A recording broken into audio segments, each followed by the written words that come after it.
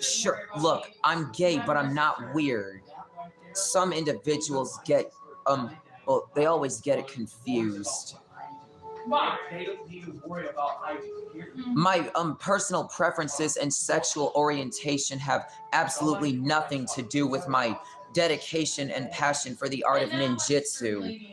And plus, it shouldn't even be an embarrassment to anyone. The point is that I'm inspiring you guys in more ways than one, especially with other things I'm interested in, like Power Rangers, for example, and Teenage Mutant Ninja Turtles. Believe it.